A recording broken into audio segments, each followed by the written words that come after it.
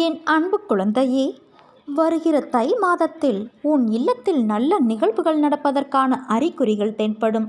எண்ணத்தில் நேர்மறை சற்று குறைந்தாலும் நேர்மறை எண்ணங்களை விடாமல் பிடித்துக்கொள்.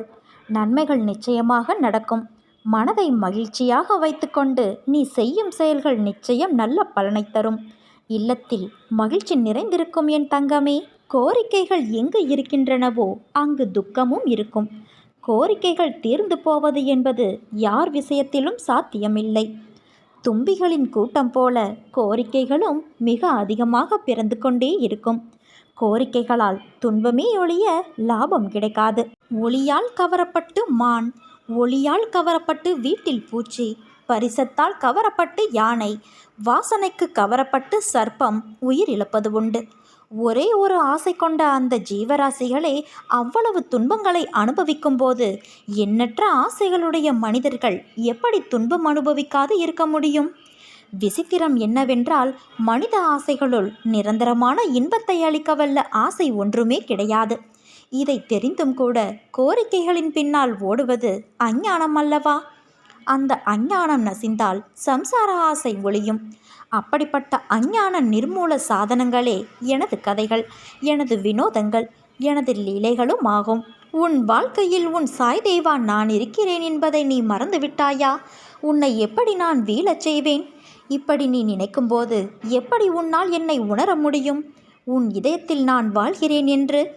கஷ்டம் யாருக்குத்தான் இல்லை? உனக்கு, உன்னை சுற்றியுள்ளவர்களுக்கு, ஏன் உன் சாய் தேவா எனக்கும் உண்டு. கஷ்டத்தை மட்டுமே யோசித்து கொண்டு இருந்தால் உனக்கு எப்படி முன்னேற தோன்றும்? கவலைப்படாதே, உன் சாய் தேவா நான் உனக்காக இருக்கிறேன். உன்னை என்றும் நான் திசை மாறவிட மாட்டேன் என் தங்கமே. நீ என் உயிராய் இருக்கிறாய். எப்போதும் என் பிள்ளையாய் இருப்பாய். உன் வாழ்க்கையில் முன்னேற நிச்சயம் நான் உனக்கு வழி காட்டுவேன். அதில் நீ நிச்சயமாக பயணிக்கப் போகிறாய். வெற்றியும் அடையப் போகிறாய். உனக்கு ஒரு கதை சொல்கிறேன் கேள். புல் மூங்கில் கதை உனக்கு தெரியுமா? உன் அப்பா நான் சொல்கிறேன். புல் நீ மண்ணில் நட்டு வைத்ததும் வளர்ந்துவிடும். ஆனால் அது சிறிதாய்தான் இருக்கும். அதற்கு மேல் அது வளரும் தன்மை உடையது அல்ல. இதுவே மூங்கிலை நீ எடுத்துக்கொண்டால் அது வைத்து 5-6 வருடம் வளராமல் அப்படியே இருக்கும் பார்ப்பதற்கு. ஆனால் அது வேரை அது பக்குவப்படுத்தி மண்ணில் பலமாக பிடிப்பான வேரை கொண்டு இருக்கும். அதன் பிறகுதான் அது வளர ஆரம்பிக்கும். ஆனால் அது வளர ஆரம்பித்து விட்டால் அதன் உயரம் 10 மடங்கு வளர்ச்சியை கொடுக்கும். அதன் வளர்ச்சியை எப்படியாயினும் தடுத்து நிறுத்த முடியாது. அது மூங்கிலின் வெற்றி. புல் வேகமாக வளர்ந்தாலும் அதனுடைய வளர்ச்சி சிறியதுதான். ஆனால் மெதுவாக வளர்ந்தாலும் மூங்கிலின் வளர்ச்சி பெரியது. உனக்கு வெற்றி கிடைக்க நேரமாகிறதே என்று வருந்தாதே. என் பிள்ளை, நீ வளர்ந்து உயரமாக நிற்கப் போகின்ற மூங்கில் மரம். அதனால் எதற்காகவும் பயப்படாதே. நீ நிச்சயம் வெற்றி பெறுவாய்.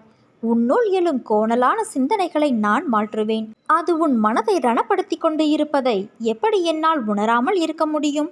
நிச்சயம் நீ நிம்மதியடைவாய். நீ ஜெயமாக, நன்றாக, மன நிம்மதியோடு சந்தோஷமாக வாழ்வாய்.